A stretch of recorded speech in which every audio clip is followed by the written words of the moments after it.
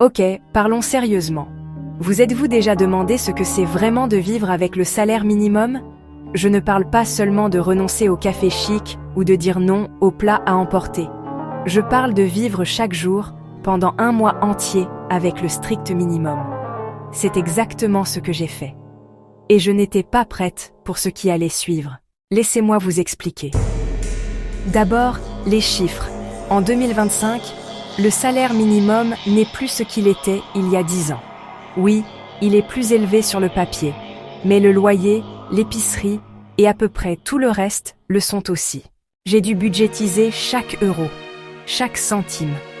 Certains jours, je me suis retrouvée à compter les pièces juste pour acheter une baguette. Sans blague. Le plus difficile, les petites choses que je tenais pour acquises, comme déjeuner avec des amis ou même acheter un ticket de bus sans y penser à 2 fois. Soudain, chaque décision semblait lourde. J'ai commencé à dire non beaucoup plus souvent.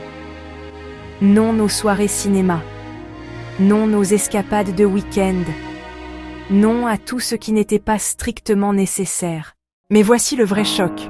Au-delà des chiffres, c'est le stress qui vous mine. Chaque facture ressemble à une menace. Chaque dépense imprévue est une crise. J'étais constamment inquiète. Et si je tombe malade? Et si mon téléphone tombe en panne? Il n'y a pas de coussin, pas de filet de sécurité. Pourtant, j'ai aussi appris quelque chose de puissant. Quand on est obligé de ralentir, on remarque plus de choses. J'ai commencé à cuisiner à la maison, à trouver de la joie dans de petites routines, à apprécier des moments que j'aurais normalement manqués.